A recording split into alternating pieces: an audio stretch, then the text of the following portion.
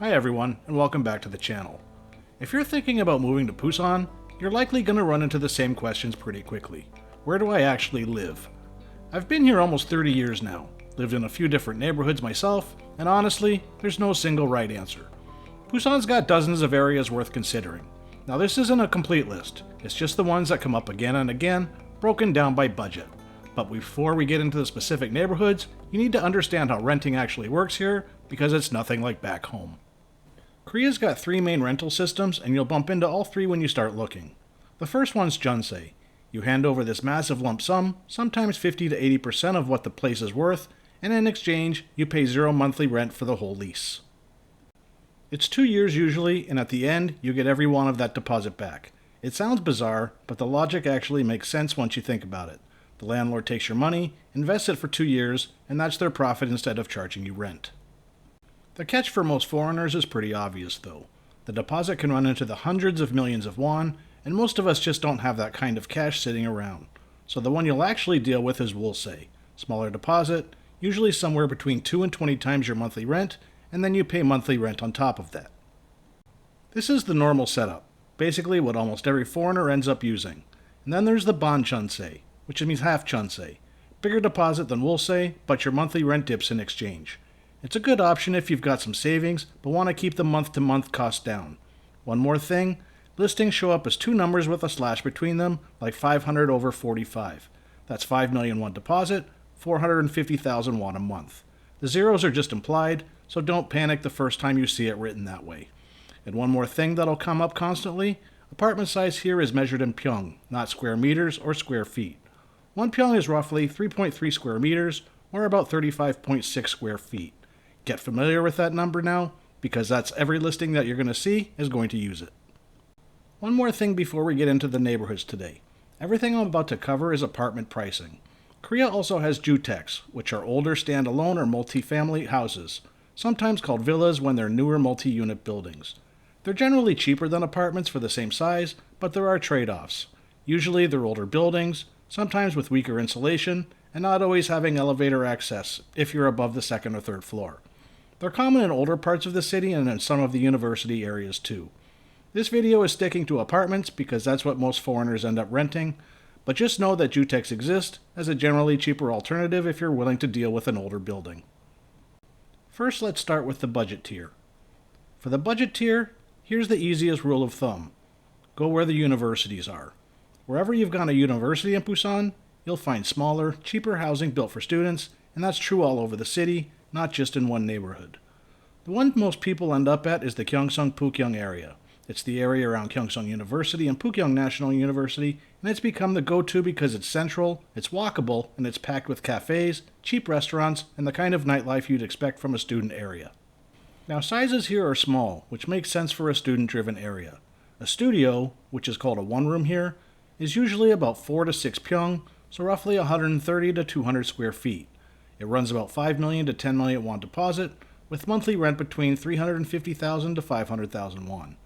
If you want a bit more space, a small one-bedroom apartment, around 8 to 10 pyeong, it pushes you up to maybe around 8 million to 12 million won deposit and 450,000 to 550,000 won a month. You won't find much in the way of two bedrooms in this area. It's really built for singles and couples, not families. That's noticeably less than what you pay for the same size place out in Haeundae or Gwangalli. And to be clear, it's not the only university area in Busan. There are other pockets around other campuses. Kyungsung-Pukyong's just the one that comes up the most because of how central and lively it is. Okay, let's move on to the mid-tier. Mid-range, you've got three really good options, and they really each suit a different kind of person. Let's take them one at a time. Seomyeon first. This is generally the center of the city, where Line 1 and 2 cross. If getting around Busan quickly matters to you, this is your spot. It's commercial, busy, full of shopping and nightlife, and the subway connections mean you can be almost anywhere in the city in 20 minutes.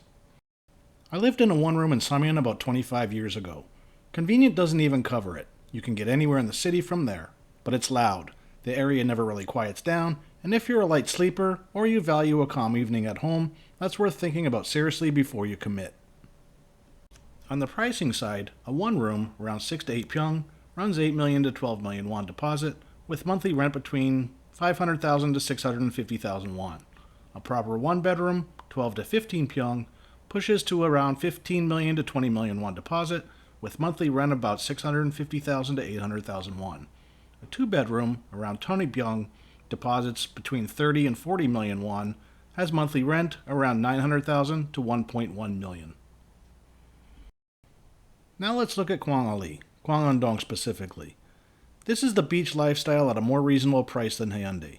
You get the same ocean views, the same bridge lighting up at night, the same cafe culture, without the Haeundae price tag. I lived around Gwangalli about 15 years ago, and the lifestyle is generally great. You get the beach at your doorstep, cafes everywhere, the bridge view at night, it never gets old. But here's what nobody tells you before you move in. It gets crowded. From spring through autumn especially, the noise levels on weekends are significant. Parking is a real problem if you have a car, and the whole area fills up with people in a way that can feel less like living at the beach and more like living next to a tourist attraction. If you don't have a car and you're young and social, it's brilliant. If you value peace or quiet, or you need somewhere to park, factor that in. Pricing tracks closely with Seomyeon across the board, and it's maybe a touch higher for units with an actual sea view.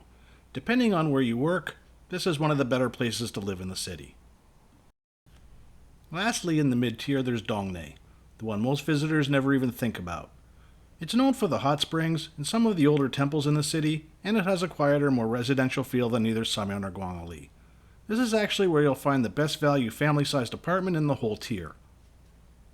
Dongnae's always had more 2 and 3 bedroom stock than the other two, just because it's historically been a residential area rather than a commercial or beach district. A 25 pyeong 2-bedroom there might run you 25 to 35 million won deposit, with monthly rent around 800,000 to 1 million won. Noticeably less than the same size in Gwangalli. If you don't need the beach or the nightlife, Dongnae is generally one of the better value picks in the city. And finally, the high-end tier, Haeundae, Marine City and Centum City specifically, the two pockets that command the highest prices in the entire city. I actually lived in Marine City myself for a while, so I can tell you firsthand what you're paying for. Modern high-rise living, ocean views right from your window, and easy access to Bexco, and honestly, one of the best places to live in Busan. Sizes here run bigger on average too, since a lot of these towers were built with families and long-term residents in mind. A one-bedroom, typically 20 to 25 pyeong, starts around 600,000 won a month with a 20 million won deposit, and climbs past 1.2 million won for the premium units with a full ocean view. A two-bedroom, 30 to 35 pyeong, is where most families land. Deposit, about 30 million to 50 million won, monthly rent from 1 million to 1.5 million won. And if you want one of the big 3-bedroom units, 40 pyeong or more, you're looking at 50 million won deposit and up, with monthly rent regularly crossing over 2 million for the best buildings with full sea views. If you're going jeonse instead of Wolse, expect the deposit to run into the hundreds of millions of wons for a family-sized place. I've heard of 2-bedroom jeonse deposits well past 400 million won in the newer Marine City towers. This is where relocation packages tend to land people, and it's also where you'll find the biggest international community in the city. When I lived there, you'd hear 3 or 4 languages just walking to the elevator. The trade-off is what you'd expect. Real premium pricing, and it gets generally packed with tourists in peak summer. But for a lot of families coming from abroad, having the beach right outside your building makes the premium feel worth it. So there you have it. University districts like Kyungsung-Pukyong if you're on a budget, Seomyeon, Gwangalli, or Dongnae for mid-range depending on what you're after, and Haeundae if you want the premium experience, with the size and price scaling up the more space you need. And whatever you do, get your head around the rental system, the pyeong sizing, and the difference between an apartment and a Jutaek before you even pick a neighborhood. Those 3 things shape your whole budget. This is nowhere close to a full list of what Busan's got to offer either.